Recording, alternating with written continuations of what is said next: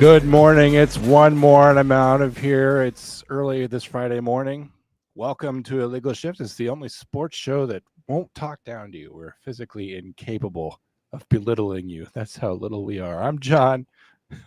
I'm here to co-host the show, but joining us as always is the main man. That's Jason Kiefer. He's a fireman fighter somewhere in the Rust Belt over there and over in the great state of Ohio. Keith, how you doing, man? I'm good, buddy.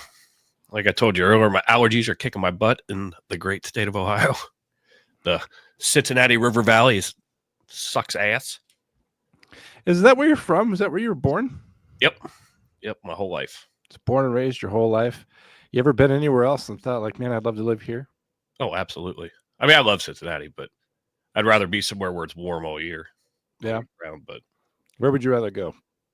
The Carolinas are nice. Yeah, I thought so. You still kind of get your seasons. I mean, I do like the 4 seasons. I just like to whine about the cold. But yeah, well, we all like to complain. I want snow. You know, I think the worst thing would be is if we weren't allowed to complain about anything, because I got me some angst and I got to get it out about something. I love the Carolinas too. I went there, North Carolina, a lot over Christmases as a boy, and if you're kind of in the interior part, you still get plenty of snow. But boy, they do summers there pretty well. They get pretty hot down there. So yeah, that's probably where I'd go. But we're here to talk about some sports this morning. But before we do that, we just wanted to say thank you to our sponsors. Thank you to GhostBed. GhostBed's the company that supports us. So if you like the show or if you like anything else that we're doing, you kind of know how all the podcasts are related, make sure you're going to GhostBed. /Wolfpack. Make sure that you're checking out everything that they have there. Even if right now a full bed and adjustable frame with mattress with cooling technology, or maybe some of that stuff's not in your budget because you're trying to just buy some eggs right now. God damn it. If you can't afford that, go and check out something small that'll maybe make a big difference in your night, whether it's a cooling pillow or maybe it's just some sheets or something else. But by going to ghostbed.com and using that code Wolfpack, that helps us. That tells GhostBed that you enjoy watching the show. GhostBed kicks back money to us as though we're some sort of USAID company, and they keep us going. So in the spirit of USAID, in the spirit of maybe contributing money to things that aren't necessarily worthwhile, we would appreciate you going over to GhostBed /Wolfpack. The only difference there is that's a corporation's money and not hardworking taxpayer money. But speaking of money, if you need a little extra cash to get through the week, Cash America, they make borrowing fast, simple, and stress-free. Whether it's a payday loan to cover unexpected expenses or a pawn loan that turns your valuables into quick cash, we're here to help you right when you need it the most. With convenient locations and an easy approval process, getting a loan has never been more accessible. With flexible repayment options, you'll find a solution that works for you again and again and again and again. Cash America, helping you stay ahead just one loan at a time. Loan subject to terms and conditions, interest rates and fees apply. Please borrow responsibly. You too can get a loan for 70% interest. They're not going to keep you in debt forever. Just this week. Don't worry about it.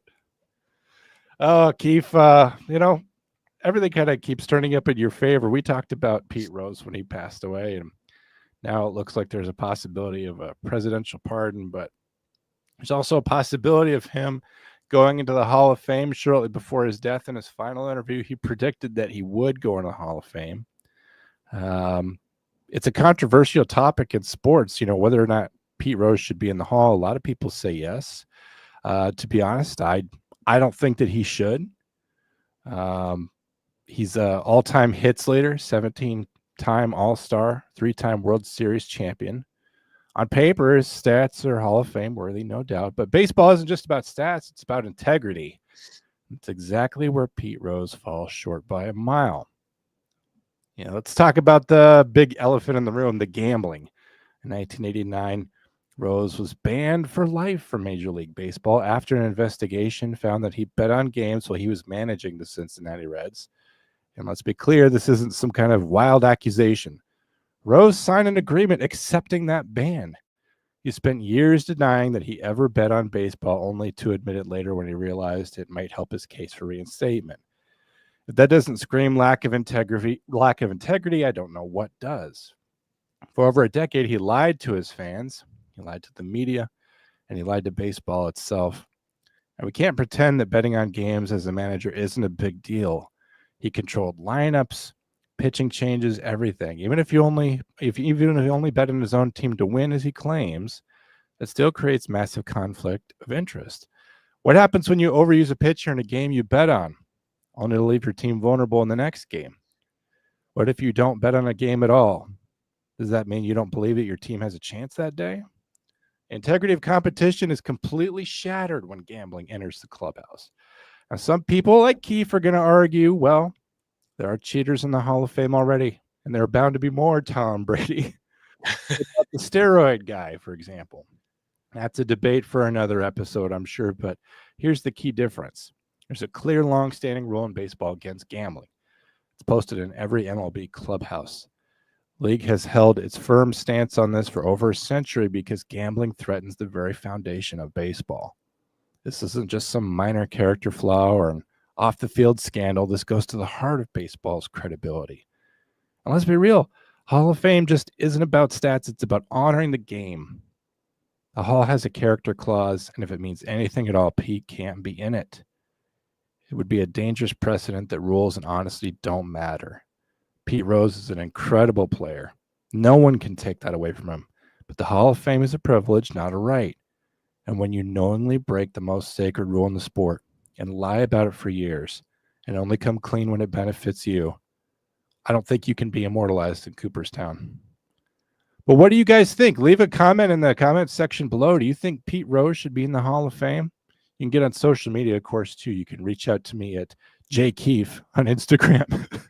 And also hit like and subscribe while you're thinking about it. But Keefe, what do you have to say to that well-composed debate about Pete Rose? You do bring up some very valid topics. I do agree with your summation overall. But if you look at it, and of course, me being a homer, and a Pete Rose fan, it was a lifetime ban. Pete's life is over. So at this point, you honor the stats that he had. He didn't get to enjoy and relish any of the Hall of Fame and, the hoopla and the gala, the galas that go along with it, and all the accoutrements. But he's dead now. I think we can honor the fact that he is one of the greatest baseball players to ever live. And, his stats certainly show it. And I pulled up a couple just because some of these I didn't even realize. But so he's the hit king, 4,256 hits in his career. And out of 14,053 at bats in his career, he only had 1,143 strikeouts. That stat alone is absolutely amazing, outside of the hits and everything else. But I know it's very controversial. I mean, the fact that I found it amusing, the fact that Trump gave him a pardon. And I knew. Well, he says that he will pardon him. I don't know. Has that come through yet? I don't know if it's completely done, but okay. If he put it out there, it's gonna end up, being completed. But Trump signed so much, he'll probably just sign it without him knowing it. Huge signature. They're like, oh shit, that was a Pete Rose part. Nah, just send it through anyway. Yep. But the fact that, and also, Pete's attorney and his oldest daughter went to visit Rob Manfred, the commissioner of baseball, and they're saying that he's strongly considering it. Now, what that means, I don't know. It's the most traction, I think, that we've seen. He met with, and I know it's in that article somewhere, I can't remember how long ago, he met with Pete. It might have been, I think, like 2015 or something like that. Well, we can go to the article. This is from ESPN. First of all, about President Trump says he will pardon baseball legend Pete Rose. We know that Pete Rose loved Donald Trump. And I think Donald Trump loves greatness wherever he sees it. And certainly he could see it in Pete Rose. And both of them kind of have the greatest of all time kind of moniker with like a little bit of asterisk, that there was some misdemeanors thrown in there at some point. President Donald Trump said Friday that he would pardon baseball great Pete Rose, and he criticized Major League Baseball for barring the all-time hit leader from the Sports Hall of Fame for gambling. Rose, who died last year at 83, was banned from baseball for the rest of his life. He admitted in 2004 that he had bet on the game, though never against his own team. Commissioner Rob Manfred in 2015 rejected Rose's bid for reinstatement. Over the next few weeks, I'll be signing a complete pardon for Pete Rose, who shouldn't have been gambling on baseball, but only bet on his team winning, Trump posted on Truth Social. He never betted against himself or on the other team. He had the most hits by far in baseball history and won more games than anyone in sports history. Trump did not say that the pardon would what it would cover. Rose served 5 months in prison after pleading guilty to tax evasion charges in 1990. Well, I mean, if you're betting, you're not going to be reporting it to the IRS. So, in a statement to ESPN, John Dowd, who investigated Rose for Major League Baseball in 1989 and served as Trump's lawyer 7 years ago, noted that MLB is not in the pardon business, nor does it control admission to the Hall of Fame. Rose, who spent most of his 1963 to 1986 career with the Reds, won the World Series 3 times, and remains Major League Baseball's career hits leader. Games played, at bats, and singles and outs. That he makes a good point. Is like if the president can pardon him, but the president doesn't have any control over whether or not he gets in the Hall of Fame. And the thing is that he was adjudicated guilty of tax evasion, which I don't think is a huge deal. But if the Hall has a morals clause or some kind of character clause, even giving him a pardon, even in the eyes of the law, it makes it as though those things never happen in terms of how they would affect Pete Rose legally. But it doesn't undo the fact that it happened. The Hall of Fame's not going to be like, oh, well, he was pardoned. That means it never happened. Right. The pardon isn't the ultimate undo, but you know what I mean? Yeah. So what's interesting is that, Trump has really tested some of the limits of what presidential power is. And, I'm not complaining because, so far I'm more or less appreciate everything that he's doing. I was never one of these guys that believed an activist president, someone who's very busy, would be good for the country, until I realized what it's like when you have someone asleep at the wheel, Biden for 4 years, and then you realize, well, the president has a lot of power, and at least vesting it in areas in which are good for Americans everywhere seems to be a good idea. But I want to see him use that extreme power to just declare that Pete Rose is now in the Hall of Fame. see National Guard there in New York gathering outside of Cooperstown to go ahead and memorialize Pete Rose. But this is what Pete Rose had to say about the Hall of Fame. He said that he'd make it after he died. Baseball great Pete Rose. And in his last interview before he died, it was just 10 days before his death, he said he'll make the Hall of Fame after he dies. He had a sit-down interview in Dayton with sportscaster John Condon. It was for an undisclosed documentary about getting into Cooperstown posthumously. He says, I've come to the conclusion, and I hope I'm wrong, that I'll make the Hall of Fame after I die, Pete Rose said in an interview. To be honest, that's a very good bet, Pete Rose, because we have a long time to think about you after you're gone. Well, I'm just saying time doesn't stop with Pete Rose. He's going to live on forever in those stats and in your heart, Keith. Case in point, he passed away, but we're still talking about him, right? So yep. Whether or not he's in the Hall, he's definitely in our hearts. I totally disagree with, because the Hall of Fame is for 2 reasons: your fans and for your family. That's what the Hall of Fame is for, your fans and your family. It's for your family if you're here. It's for your fans if you're here. And if you're not 10 feet under, you understand what I'm saying? What he's saying is that by the time he goes into the Hall of Fame, if he's passed away, that it's kind of a nice gesture, but it's not the same as being able to look at him and shake his hand and congratulate him on that accomplishment. And he doesn't get to savor it at all. And, when someone goes into the Hall of Fame and you see the look on their face and the look of accomplishment on their face, you get to share in that. And what baseball has done is they've taken that away from him. What good is it to me? What is it going to do to me or my fans to put me in the Hall of Fame a couple years after I pass away? What's the point? Because they'll make money over it.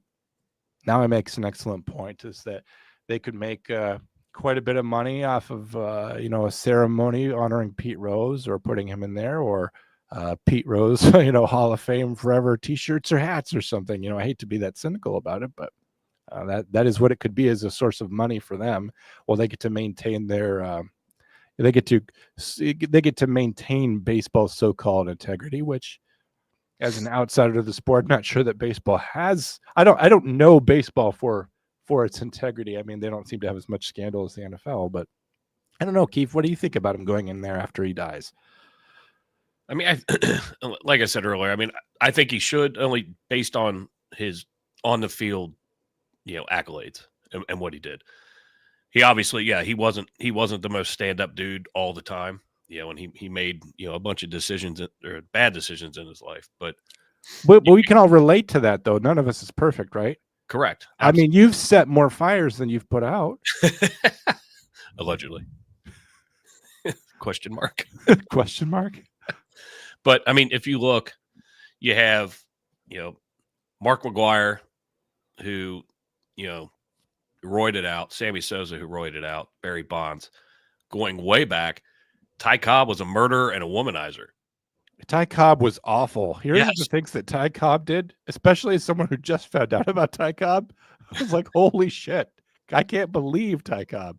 So it's kind of ironic, the fact that that's the record that Pete broke. But, nobody's perfect. Do I think he should have been in while he was living? Probably not. Would I like to have seen it? Yes, absolutely. But, posthumously, I don't see what it hurts at this point. Because, again, it's a lifetime ban. His life's over. He still has some family around that can still relish in the fact that, my dad or, my husband or, whatever, grandpa is in the Hall of Fame finally. And I think it would be a good gesture for baseball, because baseball is starting to wane and it's losing fans. Unfortunately, I mean, I love the sport of baseball, but I see why. I think baseball's been waning since the '95 strike, I guess, if you ask me. Yeah, that's not a criticism of baseball. I'm not criticizing baseball. I think baseball is a great American tradition, and I hope it endures forever. And that's coming from someone that, doesn't love baseball, but I understand what it represents to the country, and I understand it's a piece of Americana, and I know how important it is. But the point you make about the guys on the steroids, I don't know how they got in, because all of their stats all have a question mark next to it. Every single thing that they accomplished. Was that Barry Bonds doing that, or was it Barry Bonds on drugs doing that? Right. I think it would have been fair to do this. You take those three guys out of the Hall of Fame and just put drugs in the Hall of Fame. That way you cover it for all time. Hey, anybody that did drugs, here's your drugs in the Hall of Fame. You don't get to go, but the drugs did. So great way to look at it. Right when you're ready to leave Cooperstown, you go through the hall and there's a little gift shop there, and there's a little table next to the door that's just got some drugs on it, one for the road or whatever. And I think that's probably the best way to honor those guys who have done drugs in baseball. To be honest, I don't know if you've had performance enhancing drugs like steroids. I don't know how you get in. And I think it shows a really terrible double standard, because you talk about integrity. Taking those drugs is a form of lying. It's a lie to baseball. It's a lie to fans. It's a lie to your friends. It's a lie to authorities, where those things are illegal. So if it's all about integrity, and it's all about lying, and it's all about betting on yourself, drugs are certainly betting on yourself. There's no difference. And so the only thing I would say is that depending on how and where he was doing these bets, it may not have been illegal, but tax evasion was. But I'm guessing there's probably a little bit of tax evasion in all of us good Americans, hopefully, but probably also in baseball. Rose was placed on baseball's permanently ineligible list by then Commissioner A. Bartle Giamatti in 1989 for gambling on baseball. Commissioner Rob Manfield in 2015 rejected that bid for reinstatement. You know who his son is, don't you? Bart Giamatti. James Comey, if I had to guess.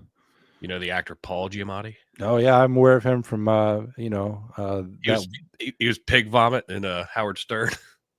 Yes, but he was also John Adams. Yes, that is true. His career is really all over the place, isn't it? Yes.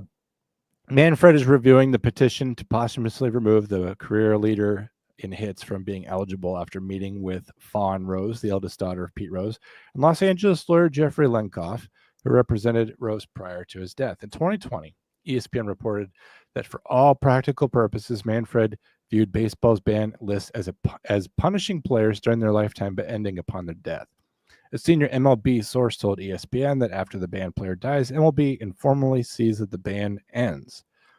In the past, Hall of Fame representatives have said that after a player dies, he is still on the ban list. He won't be eligible for consideration in the Hall of Fame. Well, I think they need to just say sentence served and then removed him from the ban list.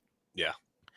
Rose, who spent most of his 24-year career with the Reds, won the World Series 3 times, remains Major League Baseball's career leader hits, games played, at bats, singles and outs. As I said, he has never appeared on a Hall of Fame ballot. So I think that makes a good point. There is a precedent for this in history, Keith, and I'm sure I've mentioned this on the show before, but of course, God commanded Moses to speak to the rock, and Moses was pissed off, and he struck the rock, and because he did that, Moses never got to go into the promised land. And so I think it's kind of the same thing where for the rest of his life, Pete never got to go into the Hall of Fame, but like Moses, maybe the Moses just of baseball, so that I don't get struck by a bolt of lightning.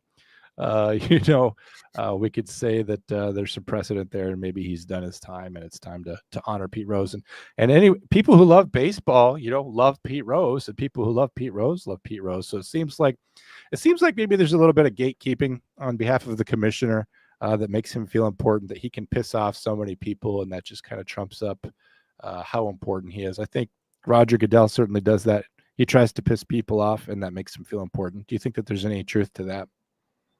Yeah, I mean, absolutely. And I mean, that's a lot of power to have. It's a lot of power for one man as a commissioner. And I agree, there's a board underneath him, but a ton of power, and you're literally playing with people's careers and lives. So, I mean, and ultimately it'll go to a vote regardless to the sports writers.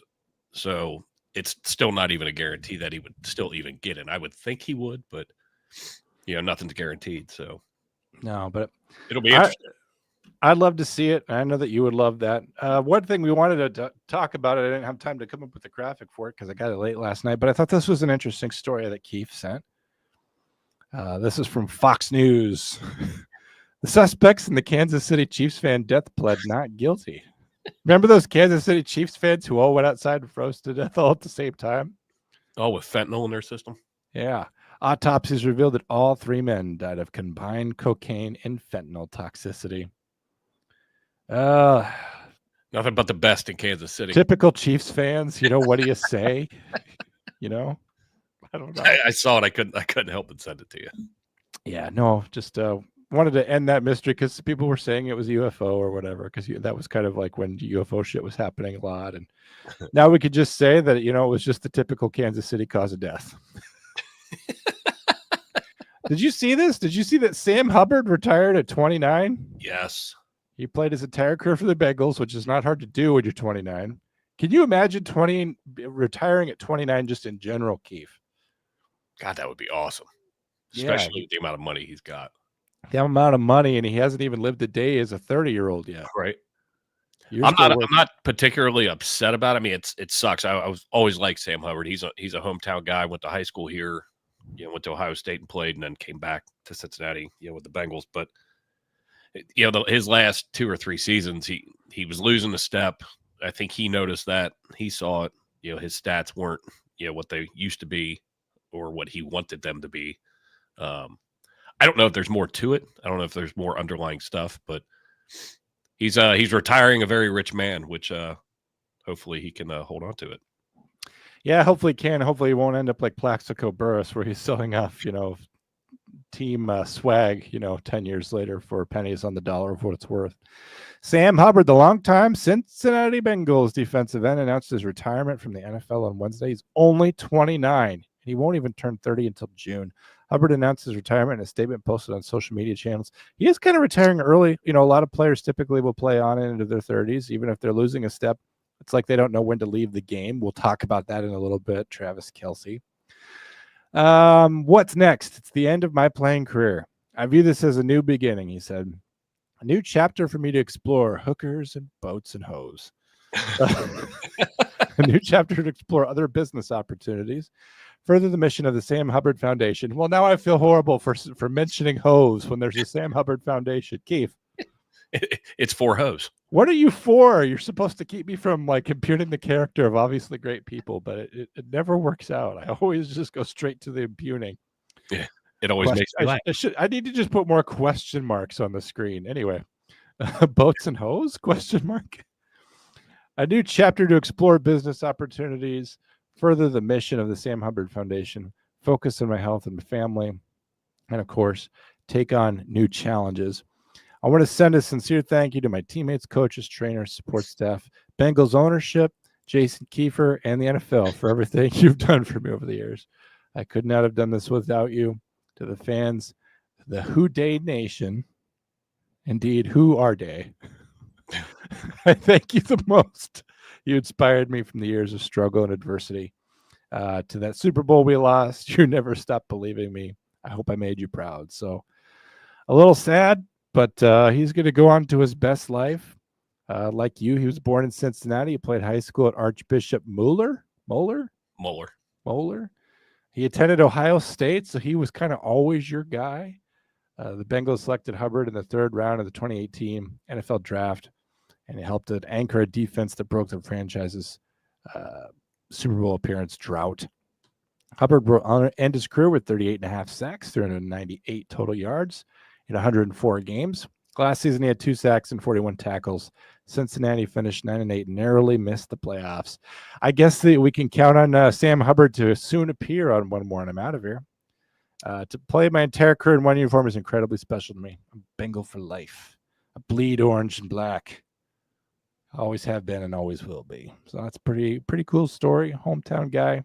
I've got many leather-bound books. I have many leather-bound books. Thank God I didn't play for the Browns, he said, throwing back a shot. I wouldn't be surprised if Muller High School it's an all-guys Catholic school that Ken Griffey Jr. played baseball for. Barry Larkin played baseball there. A ton of talent has come out of that school.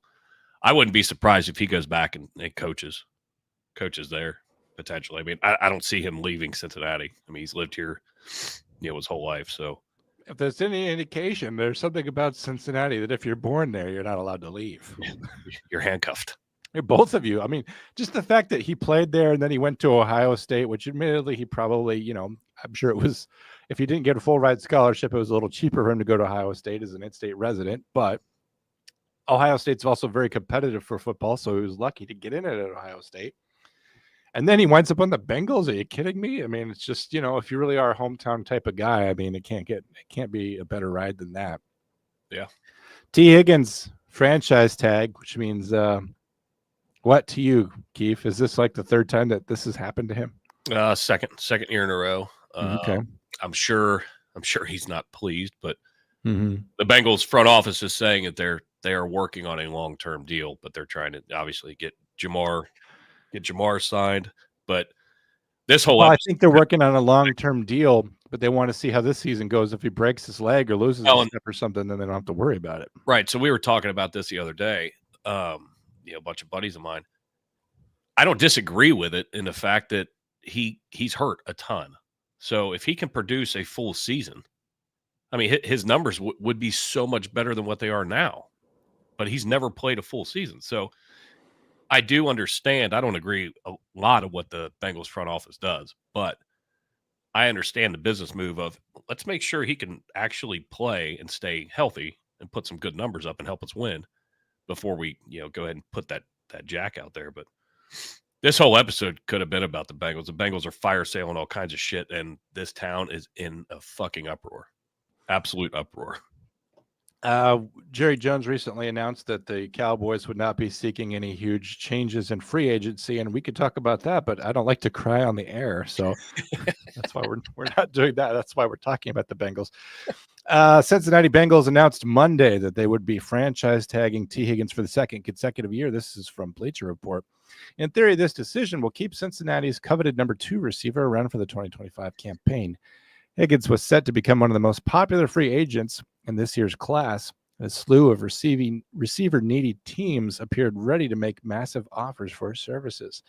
With a franchise tag of $26.2 million guaranteed, a $120 price raise on Higgins' salary last year, the Bengals may even be getting a bargain at a player projected to earn more than $30 million annually on the open market. $26.2 million. That number, I can't even compute that. So. Franchise tag me right now. I know, yeah. He's not happy okay he's getting franchise tag. Like, I will, if you want to franchise tag me, that's fine. I'll even do it for league minimum. That's more than I've ever earned in a year, obviously. There's still a chance that Higgins elects not to sign the tag, however, and such a choice would leave the door open for the emerging star to be moved. Higgins initially requested a trade under similar circumstances last year, while he ultimately relented and rejoined the team after a mid-July deadline to work out long-term deals for franchise tag players came and went without an extension. The organization's continued failure to lock down Higgins could result in a lengthy holdout. The Bengals claim they have an intent on continuing to work towards a long-term deal in Cincinnati, but the clock is ticking. Keith, it's just like in that movie Independence Day. They're using our own satellites against us, and the clock is ticking. Do you remember that? That was the best part of Independence Day. It's with Jeff Goldblum. I don't know if you remember that. Yeah, I haven't seen that movie. He spins the laptop around and he says, and the clock is ticking. And it's just like, oh my God. So dramatic. This alien situation is getting out of hand quick. Anyway, the clock is ticking on them sorting out some kind of agreement. The finances will be tricky as well, even as the Cincinnati team freed up a large chunk of money by releasing both Alex Kappa and Sheldon Rankins. I don't know either one of those guys, do you? Alex Kappa, yeah. Rankins, I mean, I know, obviously, he's on the team, but I don't know much about him there. Alex Kappa, that kind of shocked me, too. But apparently his stats, and I didn't realize it, I watched every game, but apparently he allowed more sacks on his side of the line. Oh, sacks are bad for Joe Burrow. Yeah. Even after these cuts, it will still be difficult for the Bengals to hammer out a market value extension for Higgins, in addition to retaining other critical pieces in need of new deals like Trey Hendrickson and Jamar Chase. For these reasons, several teams shouldn't relent on the pursuit of Higgins, although it would be a bit more costly to acquire the receiver now than it would be to take, in addition to a pricey contract offer. Let's take a closer look at the clubs that should acquire him. The Bills. Would you like to see him play for the Bills? No, I want to see him play for the Bengals. Oh, I shouldn't ask you every single time then if you want to see him play for some other team, right? And especially not the Bills. You do kind of hate Buffalo. After coming up short against the Chiefs in the playoffs yet again, due to a conspiracy of epic proportions, the Buffalo Bills will once again find themselves looking for answers during a long offseason. T. Higgins could be the missing piece for a team becoming downright desperate to secure a Super Bowl win before the window closes. What about Jacksonville? Would you like to see T. Higgins playing for the Jacksonville Jaguars? I would rather that than the Bills if I had to pick. To be honest, if you loved T. Higgins, you would not let him go to Jacksonville because going to Jacksonville is some kind of punishment. It's like a worse than death punishment. Like, I'd rather see someone break their leg and have to leave the league than go to Jacksonville. I'm sure no player feels that way. Jacksonville Jaguars may already have a superstar in the making with Brian Thomas Jr., but the rookie wideout was the lone bright spot in the club's downtrodden receiving core last year. T. Higgins could be the type of game-changing acquisition this offense needs to take a leap with Trevor Lawrence under the center. You know, Trevor Lawrence has better odds to be MVP next year than Dak Prescott. Are you aware of that? I was not. That's insane to me. Did you know that Dak Prescott is being paid more than twice as much as two NFL MVPs, Josh Rosen and Lamar Jackson? Oh, no shit. That's how bad the situation is in Dallas. What about the New England Patriots? Would you like to see Jamar Chase in New England? You mean T. Higgins? That's what I mean. T. Higgins. Thank you. I'm sorry. Would you like to see Jamar Chase in New England? No. You're like, no, that's not even what we're talking about. I'm sorry. I said the wrong name. The New England Patriots have too much at stake to call off the quest to land T. Higgins with quarterback Drake May now going into a pivotal sophomore season. On the heels of a promising debut, the team cannot afford to squander this development by failing to land an elite weapon like Higgins this offseason. Would you like to see him go to New England?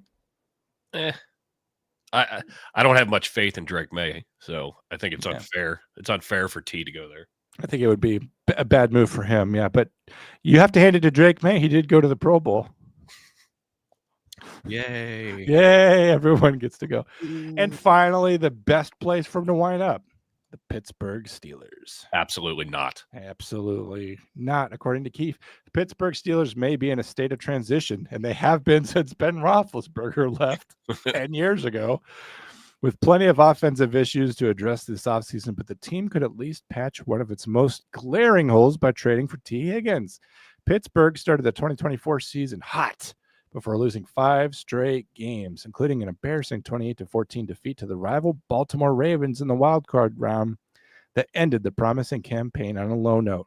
The severe lack of firepower hamstrung the squad down the stretch as the Steelers scored a total of just 71 points over that 5-game skid and never put up more than 17 in a single contest during that span. Some of the blame for these failures lies with Jason Kiefer, who is constantly rooting against the Pittsburgh Steelers. I didn't see Jason that. Kiefer is to blame. He's single-handedly to blame for the regression of Russell Wilson, whom he curses every night before he goes to bed. Russell Wilson started his tenure with the organization 6 wins and 7 appearances, but the front office also didn't do enough to support the veteran quarterback. George Pickens was the only reliable wideout in Wilson's disposal. He had finished the season with a decent 900 receiving yards and 3 touchdowns and 59 receptions. No other Pittsburgh receiver even reached the 40-catch or 550 receiving yard mark. I don't know. I think that they should make a move for Higgins. Huh. We'll see. We'll see. I honestly think he's going to sign it, and I think this is kind of part of a plan. I think him, Joe Burrow, and Jamar have all talked, and and Joe is essentially has an ear to the front office. I think this is my conspiracy theory, but I think it was Joe's idea to franchise tag him, give him a little bit more time, let them work some things out and figure it out. But all 3 of those guys have been in talks and are very, very close and want to stay together. So they always do. They always interview for the job at the same time, just like it's Step Brothers. Yeah, right. Hello, Miss Lady. So I mean, if there is a chance for them to stay together, I think this is it. They want to keep together that Super Bowl chemistry for as long as they can, and it's hard because so many market forces and injuries and competitive play from people that aren't them always kind of come into the discussion. But that Super Bowl that the Bengals appeared in is kind of falling farther and farther away, and you kind of hope that you can keep that chemistry together. I've got Sports Center on my TV. That's why I keep looking up. But one of the graphics at the bottom was are the Bengals wasting Joe Burrow's perfect was his prime years, which it kind of looks like it, because trade him to Dallas with all this. And I didn't send you the article, but they just gave Trey Hendrickson the option to seek a fucking trade. So we've lost Sam Hubbard on one side of the defensive line and potentially going to lose one of the best defensive ends in the fucking league. And they're like, hey, just go ahead and, check your status. See where you're at. I'm fucking livid. 35 sacks in 2 years, 5 more than fucking TJ Watt. He's fucking awesome. What are you doing? Why are you allowing him to leave? You needed to sign him. But is there anything I can do? No, my blood pressure's going up. I'm very worried about you. This whole week, I mean, just looking at all this shit, releasing cap, and I don't agree with Dan Orlovsky very often, but I saw he was like, what is Cincinnati doing? And the answer is nobody fucking knows. It's very frustrating. I also don't agree with Dan Orlovsky a lot. I've heard him say some pretty insane takes for a guy that just ran out of bounds with the ball. Just going to say runs down the back of the end zone. It's all part of what Dan Orlovsky's decision-making process is. Sometimes he decides to run out of the end zone with the ball for no reason. Bad news for the world. Travis Kelce explains his decision to return to Kansas City Chiefs for another season. Of course, if he retired or left the team, then Swift would leave him, and then USA kickbacks to the NFL would vanish. So that explains the entire thing. If you wondered why that's happening, Kansas City is going to have Travis Kelce back for another season. Kelce said that the Chiefs' 40-22 loss to the Philadelphia Eagles in the Super Bowl was probably the biggest factor causing the defeat an all-time low. Well, on behalf of all of us who hate you, we're happy to see you having an all-time low. I just hate that it's an all-time high for the Philadelphia Eagles. It's, just a mouthful of acid for me. A week after confirming that he would return for a 13th season, Kansas City Chiefs tight end Travis Kelce on Wednesday explained his decision to come back. This from the National Broadcasting Company, which, of course, is a trustworthy news source. Speaking with brother Jason Kelce on their New Heights podcast, the 10-time Pro Bowler Kelce said he believes he can contribute with more to the Chiefs, even more than he did last season. Let's face it, gang. I was pure shit last year, and the odds are even money. Flip of a coin that I could do better this year. I still feel like I could play at a high level and possibly at a higher level than I did last year. I don't think it was my best outing. I don't think I tried very hard. I think I let my guys down in a lot more moments than I helped them, probably. Though Kansas City reached the Super Bowl for the third straight year in 2025, depressing millions and millions of people, Kelce didn't reach his typically high standard. He finished the regular season with the fewest receiving yards, touchdowns, and yards per reception of his career, excluding his rookie year when he played on only one game. In the postseason, Kelce caught only one touchdown, his lowest total since 2018. Especially if you look at my track record and how I've been in years past, I want to give it a good run, Kelce said about what his motivations to return. I have a bad taste in my mouth about how I ended last year and how well I was playing and how accountable I was for the people around me.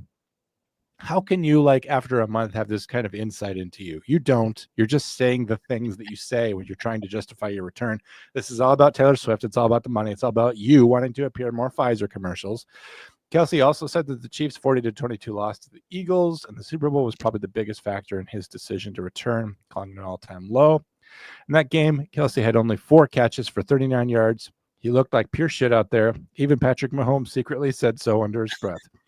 Kelce has been a major component of Kansas City's success over the last 6 seasons, which has resulted in 5 Super Bowl appearances and 3 championships. Kelce holds up the NFL record for playoff receptions and 100-yard games and the Super Bowl record for receptions.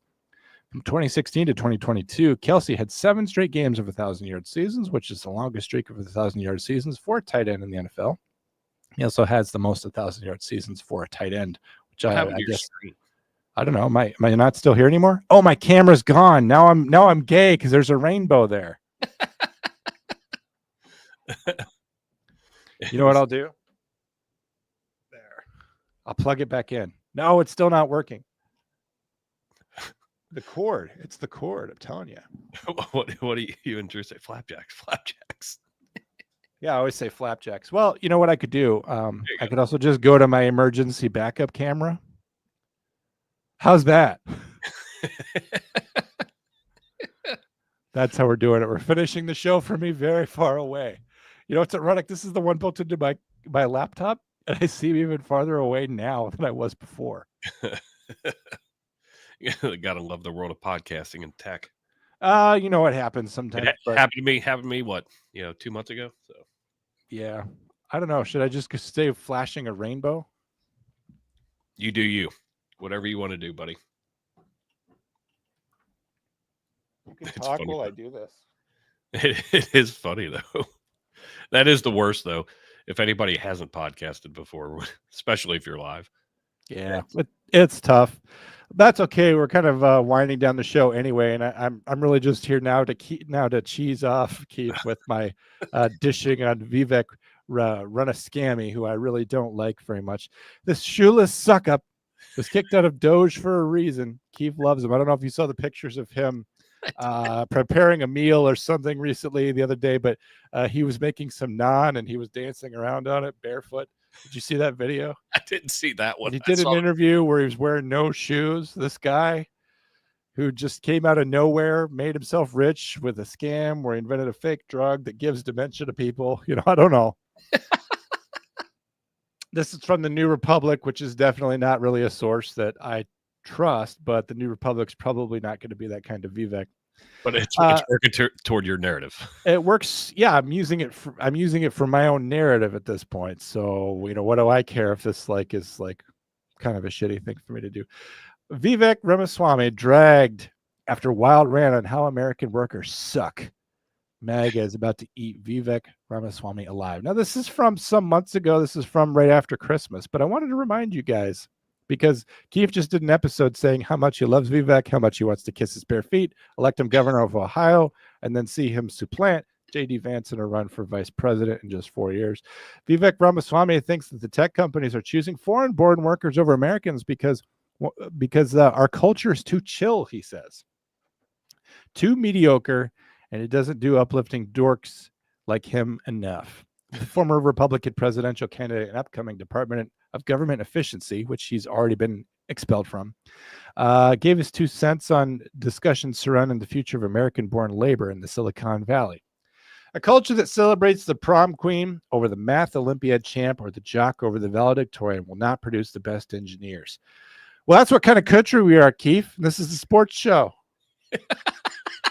A culture that venerates Corey from Boy Meets World or Zach and Slater over Screech from Saved by the Bell, which, by the way, Screech wasn't a genius on Saved by the Bell. He was just a dork. He didn't have exceptionally good grades. He was just awkward with girls.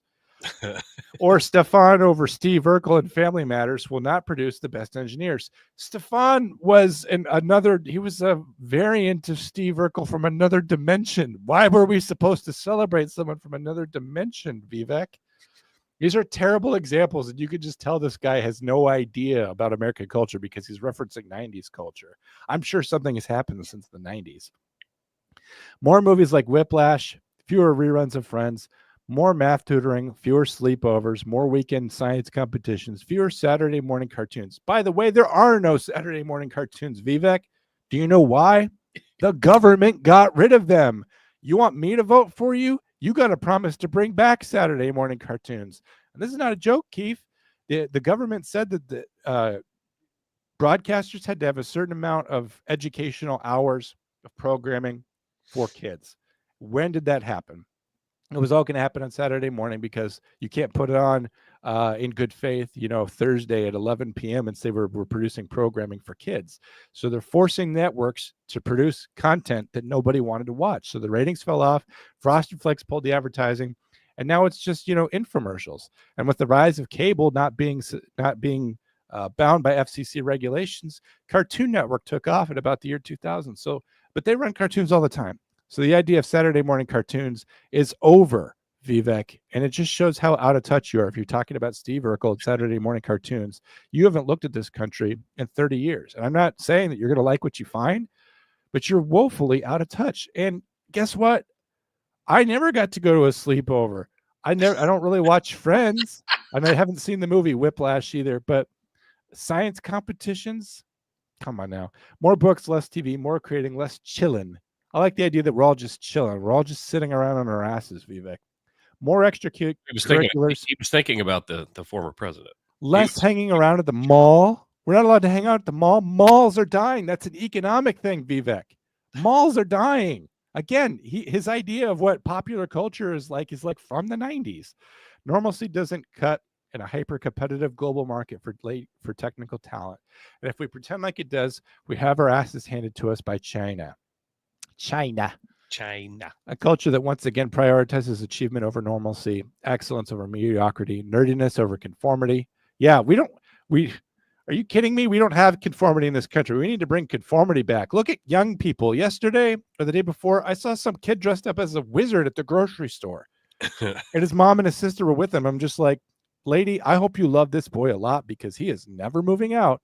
And kid, you are old enough to realize that getting laid is important. And I'm going to tell you right now, right here by this ham, it is never going to happen to you because you are a fucking nerd. And if anyone loved you, they would tell you this. They would say, put on reasonable clothes before you go out of the house. That's honestly what's acceptable in this family, for him to dress up like a fucking wizard. It's not Halloween. It's not even Friday, Keith. There's no reason for him to be dressed up like a wizard. And the girl had blue hair or whatever. Is that what happened to you? He cast a spell on you. That's why you're going into this rant. bring back shame and bring back conformity, because being competitive, and if you want to bring back competitive, you need to bring back conformity. Hard work over laziness. Americans are lazy, Vivek says. That's the work we have to cut out for us rather than wallowing in victimhood. I kind of agree with that. And just wishing for legislating alternatives, hiring practices into existence. Well, guess what? We already got rid of DEI. And since we're getting rid of DEI, Vivek, that shows you the exit. Bye, Vivek.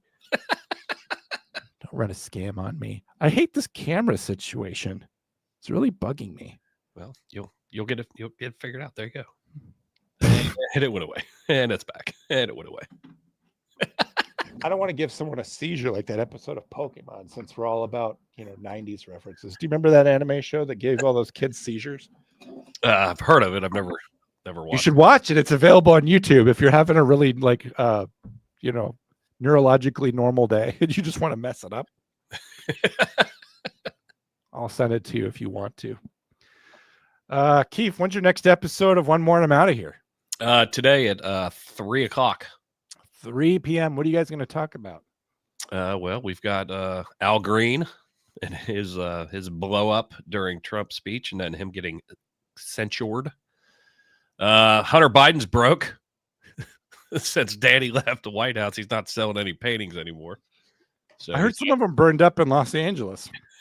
Yeah, I heard that as well. Which, those things were insured for quite a bit of money, so I'm sure he was happy about that. Well, he's asking a federal judge to dismiss his laptop case because he's broke. Poor baby. He can go back to selling crack and doing crack. Yeah, might make him some money.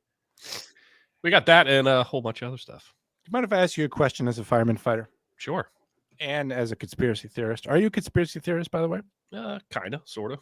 Kind of, sort of. This is something that occurred to me the other day, and since we have just like a few minutes left, I want to run this past you. Past 40 years, California has changed from the state that gave us Ronald Reagan over to the Gavin Newsom next best thing to Germany, situation over there. It's actually worse than Germany, because at least in Germany, they don't have shit everywhere. The move is, I seem to think, they realize they have a super majority in terms of their electorate. It's a blue state forever. But the way the electoral college is that once you reach a certain number of counties in California going blue, the whole state goes blue. That's what the electoral system is. It's a winner take all system. So they have all of these extra people who would vote Democrat just hanging around in California. And they realize that moving those people around is the best way to turn other swing states into blue states and take Texas, which is obviously the conservative California state that, I'm sorry, don't laugh at my camera. I'm being very serious right now. I'm listening. Okay. Hear me out. Hear it. So they're doing everything they can to move Democrats to Texas, Colorado, and these other states. Ohio, by the way, they're trying to change the composition of Ohio so that it's not going to be a swing state anymore. But they have all these extra Democrat voters in California, and they're trying to displace Americans, make them leave, and then bring in, let's just say, a constituency or an electorate of people that will be dependent on the government for all time. They're always going to vote blue. Because if they vote red, then they won't be in this country anymore. So they're always going to vote blue. So they're trying to make people leave California and take those extra voters that they have that they don't need. They can shed Democrat voters and remain a blue state, probably by the millions. I mean, a lot of people, Keith. They can send out these voters to other states, these other swing states, grab their electoral votes by turning them into blue states rather than swing states. And then they can forever cement electoral power for Democrats. But there's one last thing that they need to do.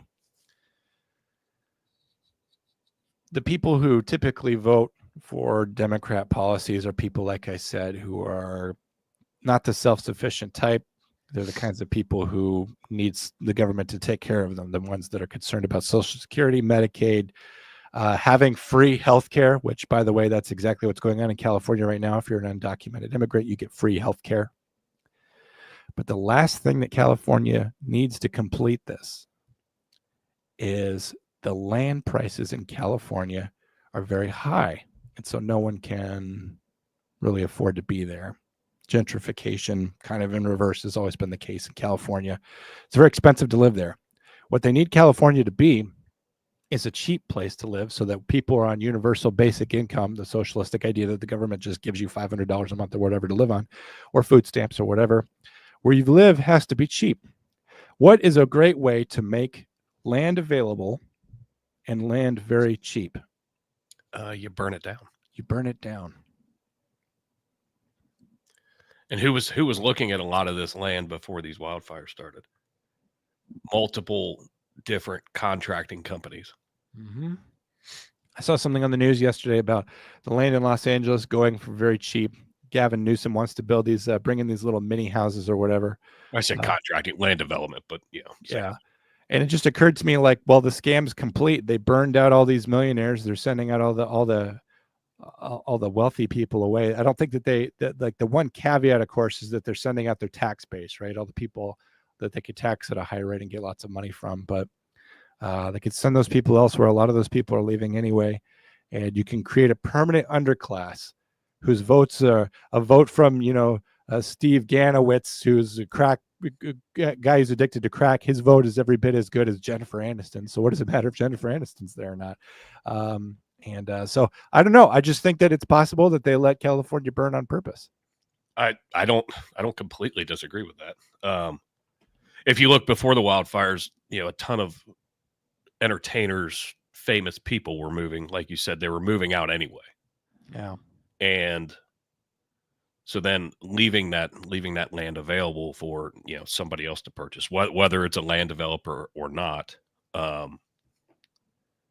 People were fed up with California, and I think they realized how bad it is. They're like, well, here, we need to fix this. Yeah. I don't disagree with you. I mean, it tracks. I mean, everything you said. I mean, if you walk it down the line, I mean, it's there. Yeah. All right, just something to think about, that maybe the government is even more evil than you think, and maybe it's a little bit more organized than you think, and maybe it's not just incompetence, but maybe it's actually evil. So, all right, but anyway, on that happy, cheerful note, we hope you all have a great weekend. One more amount of will be back in just a few hours, except it'll be a good episode because I won't be on it, and Andrew Pepperoncini will be here with Ding Dong Dan Dash Dan. He'll be here, and it'll be a good episode. So you guys see you back here in a couple hours. Keith, thanks for letting me be on your channel. I always appreciate you, bud. John, I love you. Sorry about my camera. Sorry to make it seem like this is a very low rent operation around here. The cable just needs some jiggling or something. I need to put some chewing gum on there to kind of get it to tack down. Maybe, I don't know. All right, guys, we'll catch you back here next time. I keep turning gay, so I'm just going to leave, everyone. Bye, everybody. See ya. I love you, Keith. I love you, buddy. But not that much. Oh, I love you that much.